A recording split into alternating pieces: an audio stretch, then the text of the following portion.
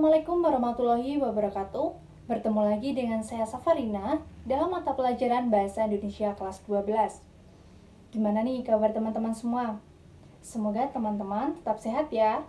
Dan jangan lupa untuk selalu menjaga kesehatan dan mematuhi protokol kesehatan. Serta kita semua berharap agar pandemi ini cepat berakhir ya teman-teman.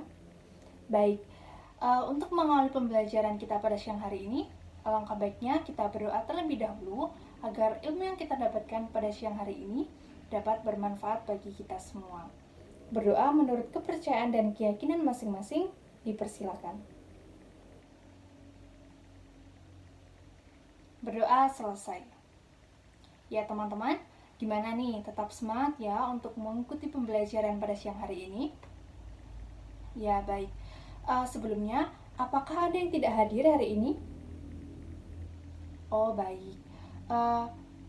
Semoga teman-teman yang tidak bisa mengikuti pembelajaran pada siang hari ini dikarenakan sakit, semoga cepat diberi kesembuhan agar bisa melakukan aktivitas seperti biasanya ya. Baik, pada pertemuan sebelumnya, teman-teman, kita telah membahas tentang pengertian, unsur, dan juga struktur dari teks cerita atau novel sejarah. Nah, pada siang hari ini kita akan kita akan membahas tentang apa saja sih ciri-ciri kebahasaan dari teks cerita atau novel sejarah itu. Nah, pembelajaran kita pada siang hari ini sesuai dengan KD 3.6 menganalisis kebahasaan cerita atau novel sejarah. Nah, tujuan pembelajarannya apa sih? Jadi, tujuan pembelajaran kita pada siang hari ini yaitu teman-teman mampu menentukan kebahasaan cerita atau novel sejarah. Yang kedua, teman-teman mampu menganalisis kebahasaan cerita atau novel sejarah. Nah, teman-teman, apakah masih ada yang ingat apa itu teks cerita atau novel sejarah itu? Ya, baik. Teks cerita atau novel sejarah adalah teks yang berisi tentang cerita fakta atau kejadian di masa lampau yang melatar belakangi terjadinya suatu peristiwa dan memiliki nilai sejarah yang disajikan dalam bentuk narasi. Begitu ya teman-teman. Nah, minggu lalu kita sudah menganalisis apa saja unsur dan juga struktur yang terdapat dalam cerita sejarah Candi Borobudur. Ya teman-teman. Nah, hari ini kita akan belajar tentang apa saja sih ciri-ciri atau kebahasaan yang ada di dalam teks cerita sejarah dalam cerita Nyai Bagendit. Ciri-ciri kebahasaan teks cerita atau novel sejarah yang pertama, menggunakan pronomina, yaitu kata yang digunakan untuk menggantikan nama benda atau nama seseorang.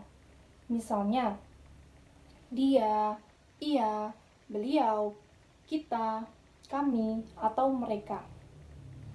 Yang kedua, menggunakan kalimat bermakna lampau atau frasa adverbia, yaitu kata yang menerangkan tentang kejadian waktu, tempat, dan juga peristiwa.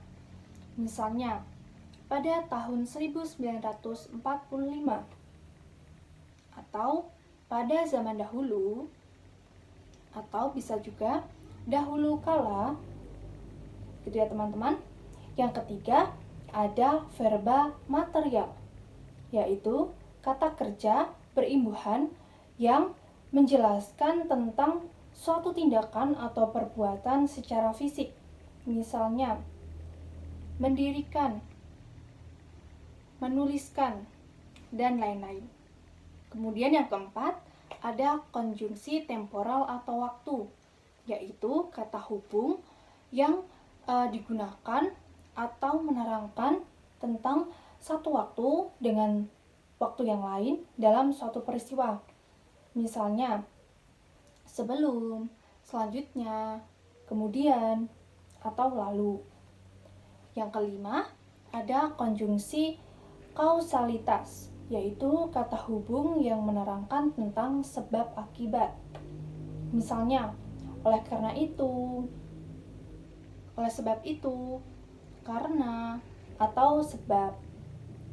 Nah, yang terakhir, yang keenam, ada kata kerja mental, yaitu kata kerja yang menerangkan tentang apa yang dirasakan atau apa yang dipikirkan oleh tokoh.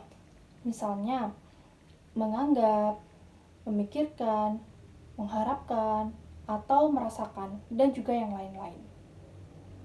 Nah, selanjutnya, teman-teman, saya minta untuk menganalisis apa sih kaidah kebahasaan atau ciri-ciri kebahasaan yang ada di dalam teks cerita Nyai Bagendit. Silakan teman-teman cermati dan juga simak cerita dari Nyai Bagendit. Mari kita bahas bersama-sama apa saja sih struktur kebahasaan yang ada dalam teks cerita Nyai Bagendit. Nah, yang pertama ada dahulu di sebuah desa, yaitu termasuk ke ciri-ciri kebahasaan frasa adverbia, yaitu menerangkan kejadian di masa lampau dan juga kejadian yang menerangkan tentang waktu dan juga tempat, ya teman-teman. Kemudian yang kedua ada sebab, termasuk ke dalam konjungsi kausalitas. Yang ketiga ada ia, termasuk ke dalam pronomina, ya teman-teman, yaitu kata ganti orang. Yang keempat ada suatu ketika, termasuk ke dalam frasa adverbia, ya, menerangkan tentang kejadian waktu. Yang selanjutnya ada menyamar, yaitu termasuk ke dalam verba material, ya.